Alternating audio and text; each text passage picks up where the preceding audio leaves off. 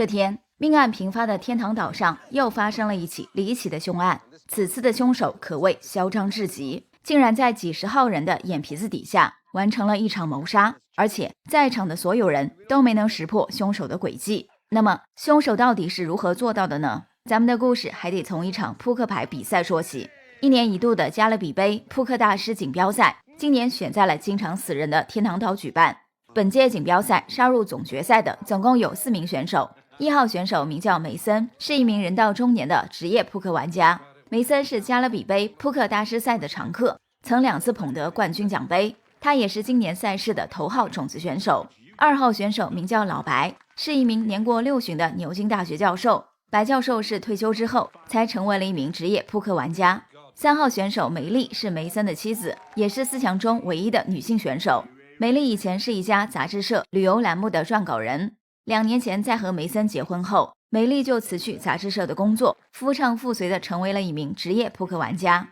她是4强之中夺冠胜算最小的一名选手。4号选手名叫雷哥，是一名入行只有1年多的新人选手，但风头正盛，牌技十分出众，是仅次于梅森的夺冠热门。此次获得扑克大师赛冠军的选手，除了能给自己的职业生涯增添一道光环之外，还能获得300万美元的巨额奖金。因而4名入围4强的选手在比赛时都非常专注和认真。4人的比赛场地在天堂岛上一家豪华酒店的露台上，这家酒店也是4人下榻的临时住所。比赛开始时，现场还有几十名观众围观，然而谁也没有料到，就在比赛进行到将近一半的时候，头号夺冠热门选手梅森竟口吐白沫，浑身抽搐的死在了牌桌上。现场顿时乱作一团，短暂的混乱之后，酒店人员慌忙拨打了报警电话。天堂岛警局的新任局长杰叔很快带着手下的2名警员逼哥和老莫赶到了案发的酒店。而天堂岛警局唯一的女警员玫瑰，昨天在出外勤时崴伤脚踝，今天请了1天假。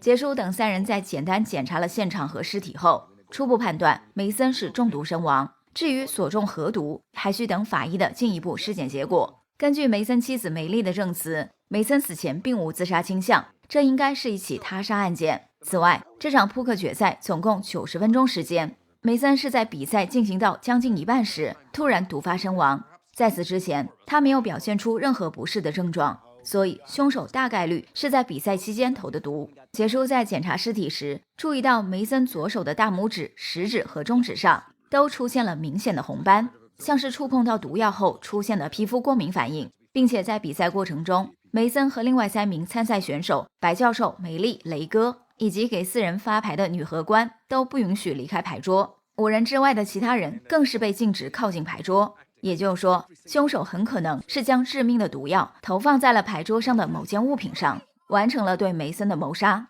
可惜按照主办方的要求，比赛现场没有安装监控探头，也不允许观众拍摄比赛的情况，因而无法通过视频查看比赛时的实况。杰叔只得让逼哥先将牌桌上的所有东西，包括筹码、纸牌、梅森喝剩的半杯饮料、抽剩的半根雪茄以及其私人手机等物品，全都带回警局进行检测。由于在比赛过程中，其他人都无法靠近牌桌，而且观众席距离牌桌有好几米的距离，因此凶手不大可能在观众席上隔空投毒。这样看来，毒杀梅森的凶手应该就在另外3名参赛选手和负责发牌的女荷官之中。杰叔和老莫随即对白教授、梅丽、雷哥和女荷官4人进行了搜身，可是从4人身上并没有找到小瓶子之类盛装毒药的容器。4人都表示，在梅森毒发之前，自己的全部精力都集中在牌桌上，没有发现任何异常状况。梅森的妻子梅丽在接受问询时显得尤为悲伤，在她看来，自己的丈夫儒雅温和，从未与人结怨，她实在想不通会有人对其下此毒手。在结束对4名嫌疑人的问询后，杰叔又检查了梅森居住的酒店客房，客房里没发现什么可疑物品，只有梅森行李箱里的一副墨镜引起了杰叔的注意。这副墨镜被一只袜子包裹着，整个房间里都没能找到与之配套的眼镜盒。不过杰叔也没多想，只是将这副墨镜和存有梅森大量私人资料的笔记本电脑带回了警局。第2天上午，法医完成了对梅森的详细尸检，尸检结果表明，梅森确系中毒身亡。他的左手大拇指、食指和中指上的红斑是触碰过箭毒蛙毒素引发的过敏反应，这种毒素是从一种名为金色箭毒蛙的爬行动物体内提取，极为致命，哪怕人的皮肤沾上一点点，也会在短短几分钟内突发身亡。天堂岛上的雨林区域就生活着这种金色箭毒蛙。此外，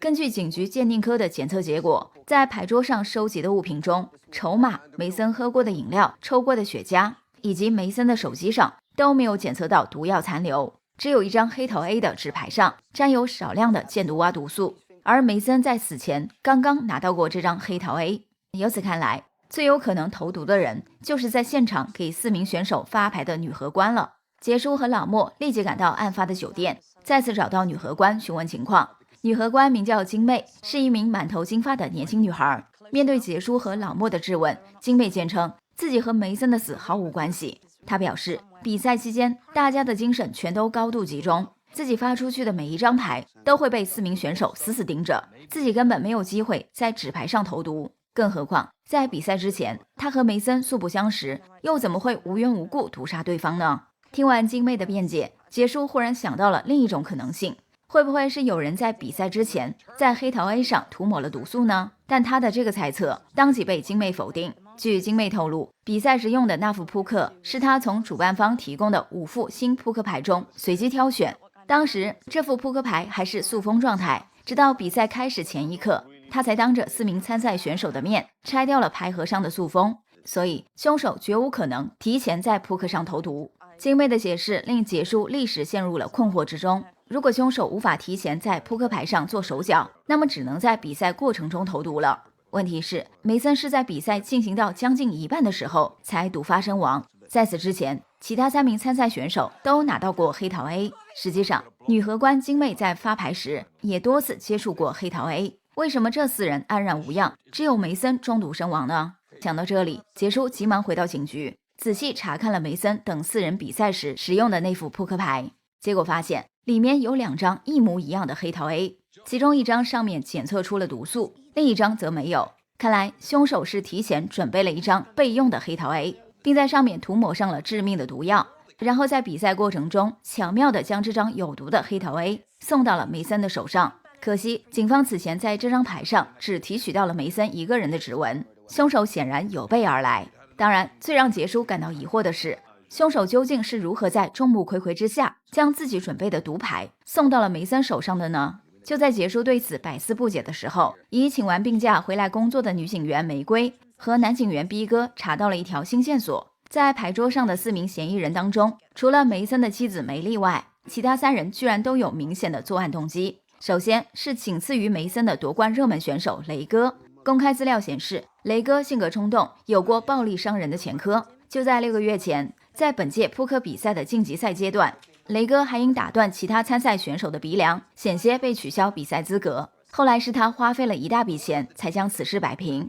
除此之外，雷哥在成为职业扑克牌玩家之前，经营过一家夜店，这家夜店开业不到2年就关门大吉，雷哥因此欠下了60多万美元的巨额债务。此次杀入扑克比赛的4强，急需偿还债务的雷哥对300万美元冠军奖金可谓志在必得。有实力阻止他夺冠的最大对手正是死者梅森。以雷哥的性格，他完全有可能为夺取奖金铤而走险，设计杀死梅森。其次，另一名参赛选手白教授也存在杀死梅森的动机。逼哥在仔细翻看梅森的笔记本电脑时，从里面发现了一封案发之前梅森发给白教授的邮件。邮件内容语言不详，不过隐约能够从中看出梅森掌握了白教授的一个不可告人的秘密，并威胁会将这个秘密公之于众。虽然邮件里没有提及是什么秘密，但从措辞来看，这个秘密似乎足以让白教授身败名裂。或许是白教授出于灭口杀死了梅森。除了雷哥和白教授之外，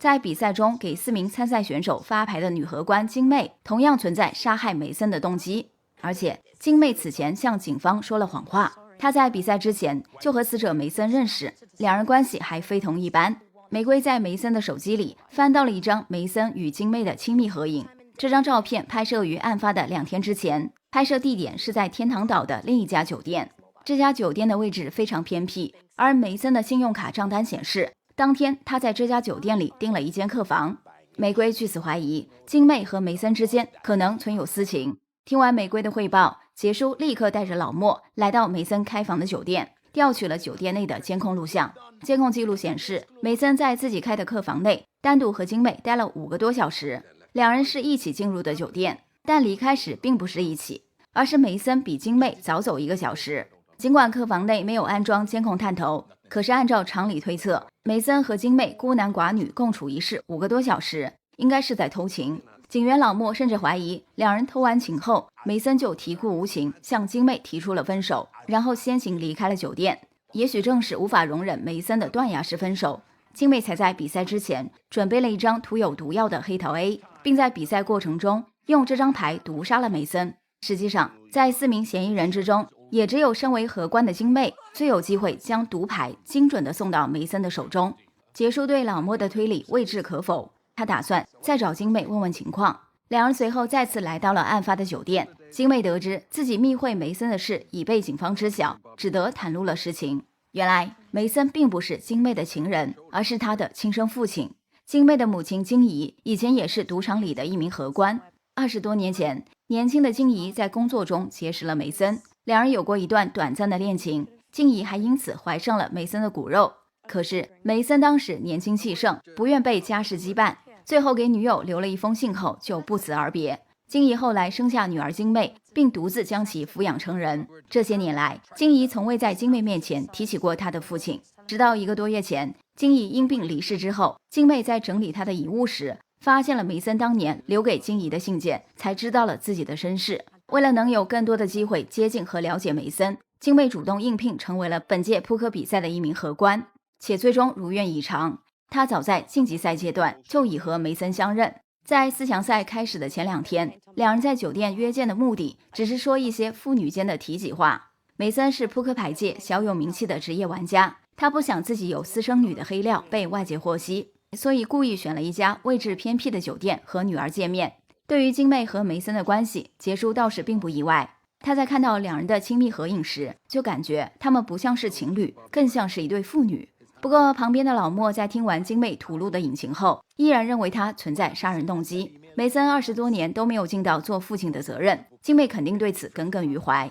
一时冲动杀人也未可知。金妹听闻此言，赶忙辩解称自己以前确实对父亲心存怨恨，但在和梅森相认之后，她发现自己的父亲风趣幽默，待人和善，想必对方当年抛弃怀孕的女友也只是因为太过年轻，做事欠缺深思熟虑的缘故。其实在跟梅森接触后不久，金妹就已彻底原谅了对方。她此前向警方撒谎，刻意隐瞒两人的父女关系，也是担心警方误会是自己出于怨恨杀死了梅森。结束对金妹的问询后，杰叔和老莫又找到白教授，询问梅森给他的邮件里提及的秘密究竟所指何事。白教授见已无法隐瞒，只得向杰叔和老莫坦白，自己是使用了作弊手段才杀入了此次扑克比赛的4强。白教授作弊的工具是一副特别定制的墨镜，在比赛过程中，他会偷偷在自己摸到的纸牌背面涂抹一种特殊的紫外线粉末作为记号。这种东西肉眼根本无法察觉，但戴上特制墨镜之后就会看得一清二楚。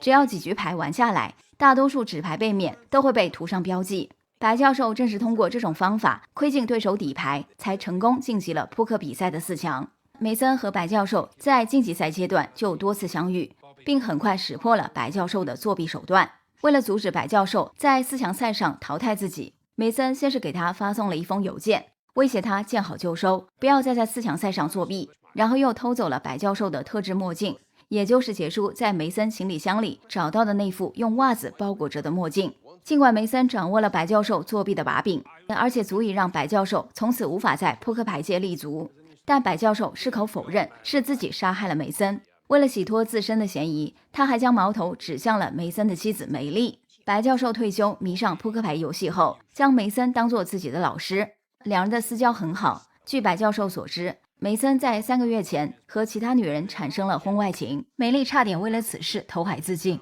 当时是白教授和梅森一起及时赶到海边，才将他劝了回来。白教授怀疑梅丽最终无法容忍梅森的背叛，设计毒杀了丈夫。听完白教授的爆料，杰叔和老莫立刻找到梅丽当面对质。梅丽证实了白教授的证词，不过他表示此事已然翻篇，而且梅森向他承诺以后绝不会再出轨。最近3个月来，对方也确实安分守己。因而梅丽否认自己会为了一件早就过去的事杀死自己的丈夫。听完梅丽的解释，杰叔又随口询问她是否知道女荷官晶妹是梅森的亲生女儿。梅丽听到这个消息，短暂的愣怔了2秒钟，然后平静地表示自己早就知道这件事，而且梅森生前还向她说过，打算去跟晶妹做一下亲子鉴定。杰叔对梅丽的问询，在返回警局的路上，杰叔始终在思考一个问题，那就是凶手到底是如何在几十双眼睛的注视下，将有毒的扑克牌精准送到了梅森的手上呢？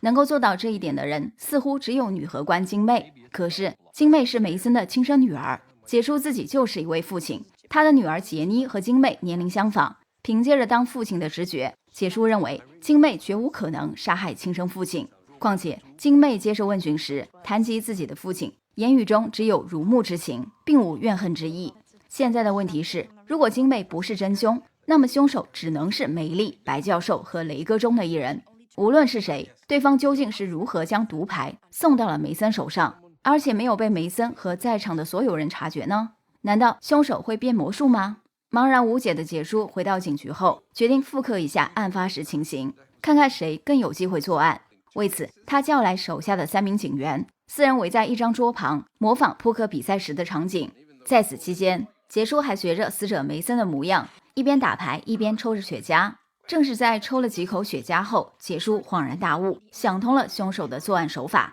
随后，他带着手下的3名警员赶到案发的酒店，将所有涉案人员召集起来，开始了自己的推理。在推理案发过程之前，杰叔直接指认梅丽就是杀害梅森的凶手，而导致梅森中毒的原因根本不是那张沾有箭毒蛙毒素的黑桃 A， 而是梅森抽的雪茄。凶手提前在雪茄里注入了箭毒蛙的毒素。警方此前没能在梅森抽剩的雪茄上检测到毒素，那是因为雪茄沾有毒素的部分已被燃烧殆尽。凶手果然像变魔术一样，凭空毁掉了证据。能在梅森雪茄里投毒的人，自然是他的亲近之人，这是杰叔怀疑梅丽的一大原因。另一大原因是箭毒蛙毒素非常罕见，虽说天堂岛的雨林区域就生活着金色箭毒蛙，只是这个知识点相当冷门，是绝大多数人的认知盲区，唯独梅丽有可能知道这一点。别忘了，梅丽在嫁给梅森之前是一家杂志社旅游栏目的撰稿人，去过很多地方旅行，其中自然会有不少雨林地区。出于职业的原因，想必他对雨林地区的生态环境和生物习性都极为了解。至于那张沾有毒素的黑桃 A， 只是梅丽用来混淆警方视听的道具。他提前将这张毒牌藏在身上，等到梅森毒发身亡后，梅丽趁着现场一片混乱的时机，用毒牌随便替换掉了梅森手里的一张牌。杰叔能够想通案情的关键，除了在模拟牌局时抽了几口雪茄之外，还有一点是他突然意识到，如果梅森死前手里拿到了黑桃 A， 他的下注策略有可能会比较激进，因为黑桃 A 是一张很大的牌面，而根据现场观众和参赛人员的证词，梅森在毒发之前的一局牌中下注策略相当保守。杰叔据此怀疑，当时那张有毒的黑桃 A 并不在梅森手里。案情推理到这里，相信所有人心里都有一个巨大的疑问，那就是梅丽为何要冒险选择在牌桌上当众杀人呢？这就不能不提她的杀人动机。